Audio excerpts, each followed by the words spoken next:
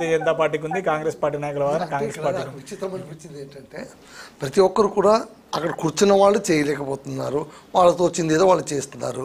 చేయలేని వాళ్ళు, చేయడానికి అవకాశం లేని వాళ్ళు అంటే ప్రతిపక్షం ఉన్న వాళ్ళేమో విమర్శిస్తున్నారు, అది కామన్. కేంద్రంలో ఉన్నవాళ్ళు వాళ్ళ ఒక ధోరణిలో విమర్శిస్తున్నారు. మొత్తం మీద చూస్తుంటే నేను ఇంతకుముందు చెప్పినట్టు రిజర్వేషన్ తేనెతుట్టను కదిలించేటువంటి కాంగ్రెస్ ఇప్పుడు దీనికి ఖచ్చితంగా న్యాయం చేయాల్సిన సమయం వచ్చింది. సరే తప్పదు. ఎందుకంటే ఒకటి మీరు ఆలోచించాల్సింది ఏంటంటే మనం అన్ని ఈక్వేషన్స్ చూసుకోవాల్సి వస్తుంది. ఒక పదవి ఇవ్వాలంటే కనుక కేవలం ఒక రిజర్వేషన్ సరిపోదు, ఒక సామాజిక వర్గం సరిపోదు, అన్నీ సరిపోదు. అన్ని లెక్కలు వేసుకొని ఆ లెక్క ప్రకారమే ఇవ్వాల్సిన బాధ్యత మంత్రి పార్టీ పైన ఉంటుంది లేదా ప్రభుత్వం పైన ఉంటుంది. సరే, ఇందాక చెప్పారు మేడం, పార్టీలోనే ఇచ్చినటువంటి అధ్యక్ష ఉపాధ్యక్ష పదవులు చూడండి, కనీసం అక్కడైనా వాళ్ళు న్యాయం చేసి ఉంటే కనుక ఒక అడుగు ముందేశారని మనం అనుకోవచ్చు. కాకపోతే స్థానిక ఎన్నికల్లోన ఇక్కడ ఒక కీలకమైన అంశం ఏంటంటే ఒకవేళ కేంద్రం సమ్మతించకపోతే పార్టీ తరఫున మేమే రిజర్వేషన్ ఇస్తాము అంటే అది ఎంత కలకలం రేపుతుందో మళ్ళీ అక్కడ కూడా వేరే వర్గం వాళ్ళు కూడా రెడీగా కాచుని కూర్చొని ఉంటారు. సో అలాంటప్పుడు ఖచ్చితంగా డిస్టర్బెన్స్ అని వస్తుంది. ఆ డిస్టర్బెన్స్ను పార్టీ ఎంతవరకు కన్సోల్ చేయగలదు, ఎంతవరకు కాస్త శాంతపరిచి అక్కడ రిజర్వేషన్ ఇచ్చి.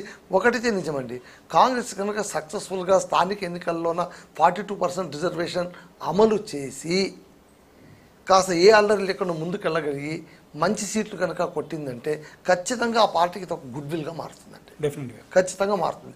అయితే అది ఎంతవరకు అనేది మనం వేచి చూడాలి.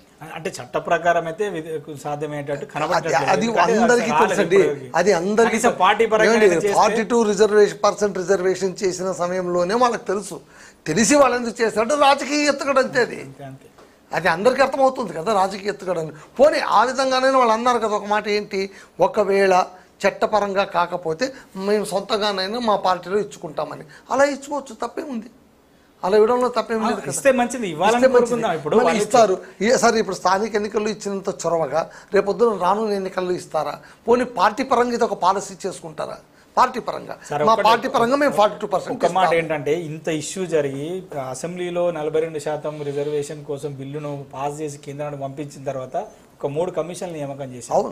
ఆ 3 కమిషన్లలో ఒక్కరు కూడా చైర్మన్ బీసీ లేరండి. చైర్మన్ 2 రెడ్లు, ఒక ఆయన మైనార్టీ. చూసుకోవాలి కదా అట్లీస్ట్. ఇంత మేము తెల్లారేస్తే 42% బీసీ రిజర్వేషన్ అని చెప్తున్నావు, మరి అంటే మీకు కమిషన్ చైర్మన్ కానీ చైర్మన్ బీసీలు లేరా? వాళ్ళు మాట ఇస్తారు, దాన్ని మళ్ళీ ఎలా ఇంప్లిమెంట్ చేస్తారు, ఏ విధంగా ఇంప్లిమెంట్ చేస్తారు అనేది కూడా చాలా ముఖ్యం. చట్ట ప్రకారం వీలు కాకుండా నామినేటెడ్ పదవుల్లో చేసుకోవచ్చు. అందులో పెద్ద తేడా కూడా. ఫర్ ఎగ్జాంపుల్ ఇప్పుడు మీరు చెప్పిన 3 కమిషన్లోన బీసీలకు ఇస్తే కనుక కాదనేవాడు ఎవడు ఉన్నాడు. పైగా అదేం పెద్ద ప్రభావితం చేసే పోస్టులు కూడా కావు. ప్రభావితం చేస్తాయి అవి ఎన్నికల పరంగా కానీ పార్టీ పైన కానీ ఏమైనా దుష్ప్రభావం చూపించే పోస్టులు అయితే కొంచెం ఆలోచించాలి. ఏమీ లేదు, నామినేటెడ్ పోస్టులు ఇష్టం వచ్చిన వాళ్ళకి ఇచ్చుకోవచ్చు. వాళ్ళు ఇష్టం వచ్చిన వాళ్ళకి ఇచ్చుకున్నారు. మరి అది అంటే ఇక్కడే వాళ్ళు అంటే చెప్పడానికి చేయడానికి ఆచరణ ఉంటుంది. అంటే ఒకటి ఇప్పుడు మనం ఆలోచించాల్సింది ఏంటంటే నువ్వు రిజర్వేషన్ పేరు ప్రకటన ఇంకోటి కూడా ఇప్పుడు 42% రిజర్వేషన్ ఇచ్చావు. ఆ రిజర్వేషన్ ఇచ్చినప్పుడు కూడా సీట్లు ఎవరికి ఇస్తావు? వాళ్ళకే కొట్లాట్లు వస్తాయి.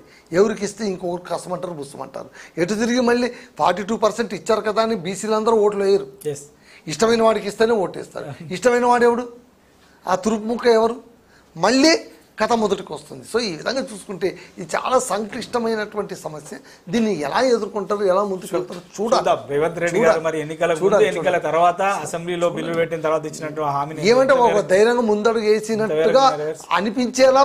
ఇంకొక మాట కూడా అన్నాడు ఈ మధ్య కాలంలో ఇక్కడ మీటింగ్ లో బహిరంగ సభలో, నేనే లాస్ట్ ఓసీ ముఖ్యమంత్రి రాష్ట్రానికి అన్నాడు. మరి ఎస్సీ ముఖ్యమంత్రిని చేస్తామని బీఆర్ఎస్ వాళ్ళని ఏం చేశారు వాళ్ళు? అంటే నెక్స్ట్ జనరేషన్ అంటే అక్కడే తప్పటడుగు వేసినట్టే కదా. బీఆర్ఎస్ 10 ఏళ్ల పాటు పాలన చేసినటువంటి బీఆర్ఎస్ కూడా అదే దారిలోనే. అంటే అన్ని రాజకీయ పార్టీలు ఆతాను ముక్కలే, ఎవ్వరు ఏమి శుద్ధ పూసలు కాదు. ఇప్పుడు మాట్లాడుతున్నటువంటి బీఆర్ఎస్ కానివ్వండి, బీజేపీ కానివ్వండి, వాళ్ళ రొటేషన్ వచ్చేంత వరకు వాళ్ళు ఏం చేస్తారో చూడాలి. పోనీ బీఆర్ఎస్ నేను ఈరోజు అడుగుతున్నాను, 10 ఏళ్ల పాటు మీరు మీకు బంధువు చాలా మూట కూడా కట్టుకున్నారు, మీ కుటుంబానికి ఉద్యోగం ఇచ్చారు కానీ అందరూ నిరుద్యోగులు చేశారు, ప్రకటించమనండి. 10 ఏళ్ళు అయిపోయింది, ఓకే ఇప్పుడు ప్రజల అభిష్టానికి అనుగుణంగా నెక్స్ట్ ఎన్నికల్లోన సీఎం క్యాండిడేట్ పలానా వాడిని చెప్పి మేము నిలబడతామని చెప్పండి. చెప్పరు, అట్లా చెప్తారు.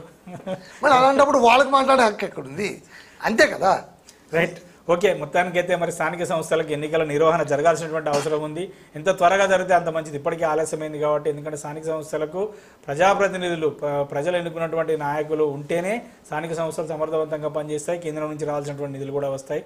మరి రాష్ట్ర ప్రభుత్వం ఏం నిర్ణయం తీసుకుంటో చూద్దాం. ఇప్పటికైనా ఒక అడుగు ముందుకేసి ఎన్నికల నిర్వహణకు సిద్ధమంటూ మరి కొంత సమాచారాన్ని అయితే, వార్తలు అయితే వస్తున్నాయి. మరి ఇది కనుక త్వరలోనే షెడ్యూల్ వెలువడి ఎన్నికల నిర్వహణ జరిగితే మంచిది. ఎందుకంటే ఎంతోమంది సర్పంచ్లు అయ్యేటువంటి అవకాశం ఉంటుంది. ఎంపీటీసీలు, జడ్పీటీసీలు, వార్డు మెంబర్లు, మున్సిపల్ చైర్మన్లు, జడ్పీ చైర్మన్లు, ఎంపీపీలు కూడా అయ్యేటువంటి అవకాశం ఉంటుంది. అట్లాగే కార్పొరేషన్లలో మేయర్లు అయ్యేటువంటి అవకాశం ఉంటుంది, కౌన్సిలర్లు అయ్యే అవకాశం ఉంటుంది, కార్పొరేటర్లు అయ్యే అవకాశం ఉంటుంది. కాబట్టి చాలామంది రాజకీయ నాయకులు అన్ని పార్టీల నుంచి ప్రజాప్రతినిధులుగా కావాలని కోరుకునే వాళ్ళు, రాజకీయాలలో ఒక అడుగు ముందుకు వేయాలని ఆశించే వాళ్ళందరూ కూడా ఈ స్థానిక సంస్థల ఎన్నికల నుంచే కదా వాళ్ళ రాజకీయ జీవితం ప్రారంభమవుతుంది. కాబట్టి మరి రాష్ట్ర ప్రభుత్వం ఇప్పటికైనా నిర్ణయం తీసుకొని స్థానిక సంస్థల ఎన్నికలను త్వరగా నిర్వహిస్తే మంచిది. ఇవాళ బిగ్ డిబేట్ కార్యక్రమంలో పాల్గొన్న